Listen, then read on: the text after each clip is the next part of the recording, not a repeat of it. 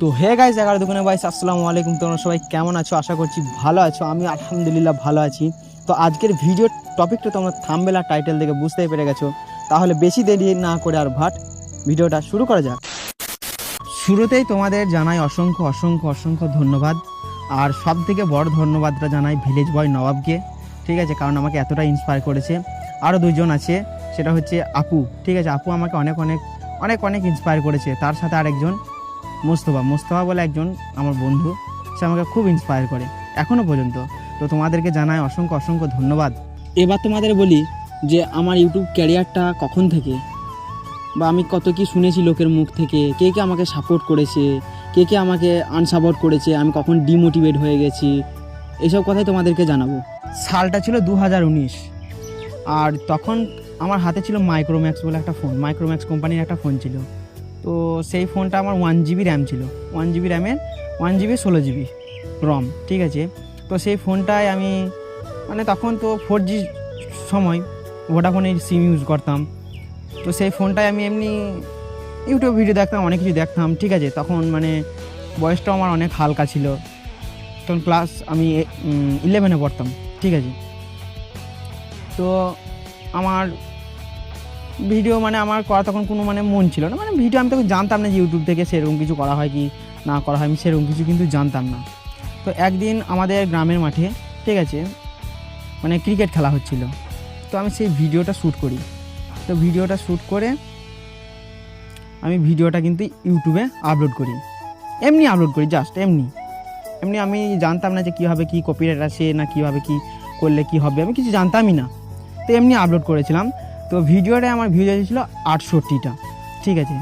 তো 68টা ভিউজ এসেছে, আমি সেরকম কিছু জানতাম না। তারপর আর ভিডিও কিন্তু ছাড়িনি। দিয়ে যাই হলো ফোনটা আমার কিন্তু মাস 6-এর মধ্যে খারাপ হয়ে যায়, ঠিক আছে। ফোনটা খারাপ হয়ে যায়।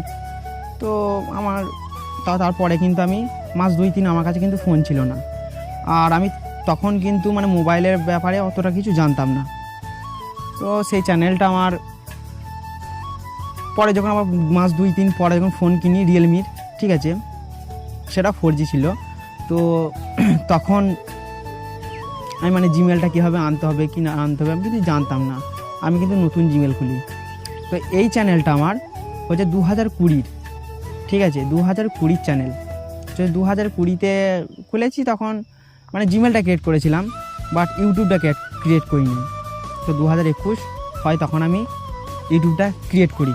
তো চ্যানেলটা ক্রিয়েট করার পর আমি একটা মাঠে ছিলাম। মাঠে থেকে আমি এই নদীর একটা ভিডিও আমি পোস্ট করি আমার চ্যানেলে। সেই ভিডিওটা কিন্তু এখনও তোমরা দেখতে পাবে আমার শর্টে, ঠিক আছে। জাস্ট আমি সেরকম কিছু কথাই বলিনি, এইটা আমাদের গ্রামের নদী, ওই দূরে ট্রাক্টর চলছে, এরকম কিছু বলেছিলাম। তো সেই ভিডিওটা 1100 ভিউজ এসেছিলো, 1100। তো 1100 ভিউজ এসেছিলো। সেই ভিডিওটা অনেক সাবস্ক্রাইবার দিয়েছিল। তখন কিন্তু সাবস্ক্রাইব মানুষ করে দিত, তখন এত ইউটিউবারের সংখ্যা বেশি ছিল না। এখন তো ভরি ভরি ইউটিউবার। তো চালাই ইউটিউব। তো তারপর থেকে আস্তে আস্তে কিন্তু আমি ছাড়তে থাকি আস্তে আস্তে, যখন মন গেলে রেগুলার ছাড়তাম না, মাঝে মধ্যে ছাড়তাম।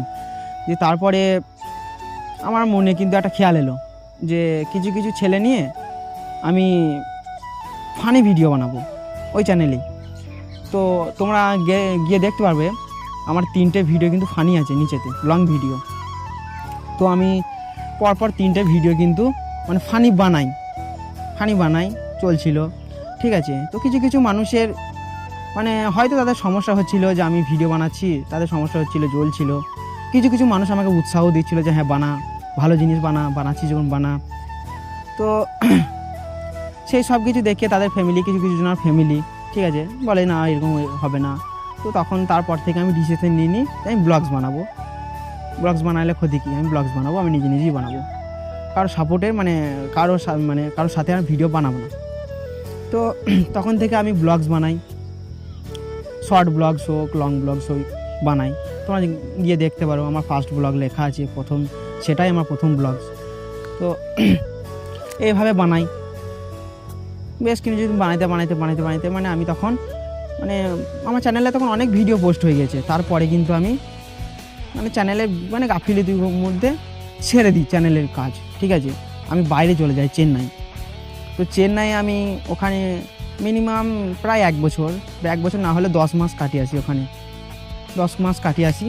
তারপরে কিন্তু আমি যে ফোনটা দিয়ে ক্যামেরা করছি সেই ফোনটা আমি কিনি, ঠিক আছে। ওই ফোনটা কেনার পর তখন আমি কিন্তু ওখান থেকেও টুকটাক ভিডিও বানাতাম। যেমন দেখবে আমার একটা ভিডিও আছে চেন্নাই ট্যুর, ঠিক আছে। তো চেন্নাই ট্যুরটা হচ্ছে মানে যখন আমি চেন্নাইয়ে ছিলাম তখন বানিয়েছিলাম, ঠিক আছে। তারপর আরেকটা ভিডিও আছে মশার জ্বালা।